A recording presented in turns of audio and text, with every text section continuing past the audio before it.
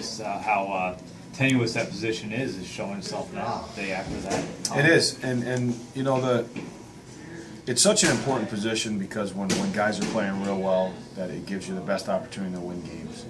But it's also difficult when you have injuries because there's only 2 per team, and sometimes one guy's going real well and the other guy may not be, and that really it really affects your depth in your organization because, you know, a lot of times you're taking, you know, in a forward position you may have 4 guys that are worthy of a call up, but only 1 gets called up.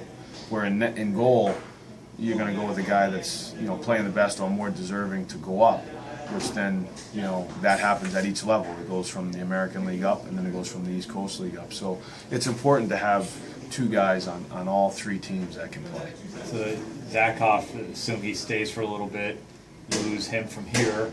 You got to bring somebody from Wheeling. They lose someone because correct. Right down through. Yeah, it's a rapid trickle effect, as more than any other position. Are you glad to have a guy like Kyoto here through this, a veteran guy? I mean, Hartzell's capable too, but you also have that veteran presence too to turn to.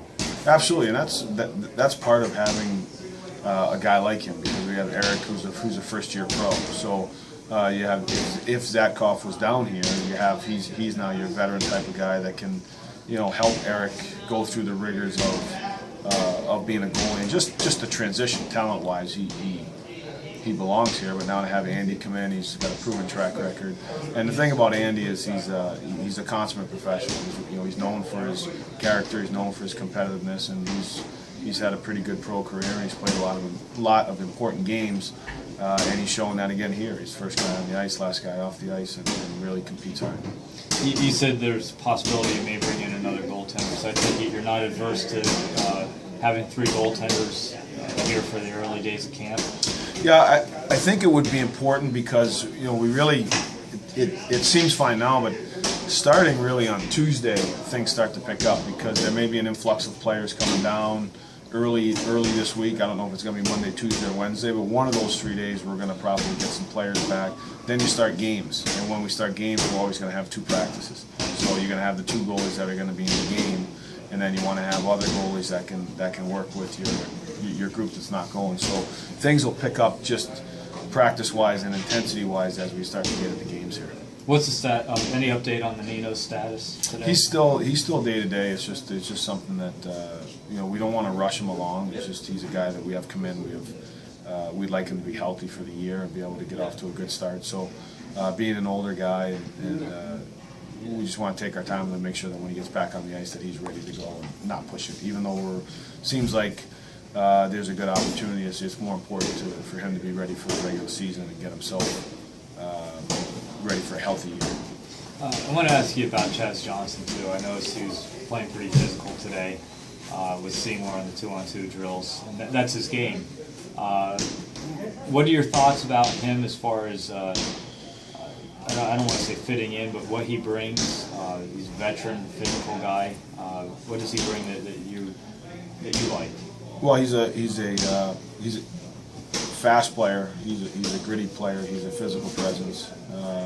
He really affects the other team just with the intensity level that he plays with.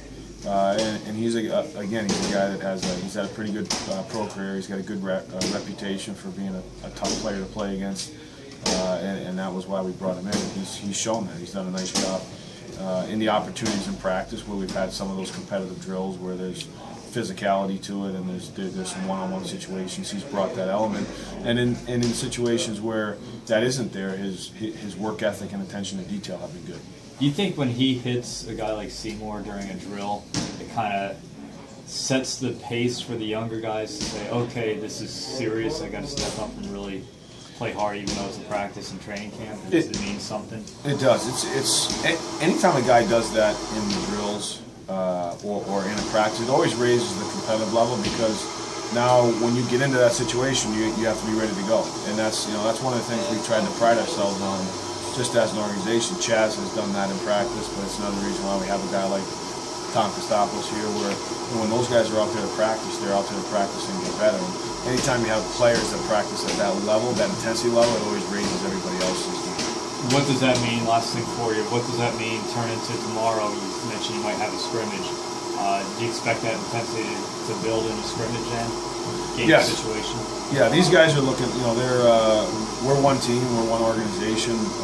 We all play for each other, but, at different points in the year, when the regular season comes around, you're always going against other teams. And when you're in a training camp setting, you are going against guys that are going to be on your team, the guys that you're going to play with, but it's a different situation. You're fighting for the opportunity to earn a spot, to get noticed, to make a name for yourself. And so when it gets into competitive situations in practice or an inter-squad scrimmage, that may be the one and only opportunity. Not every guy's guaranteed a game, so if it gets into a competitive situation, they want to make sure that at this point in the season, they're trying to earn a job that they have to take advantage of.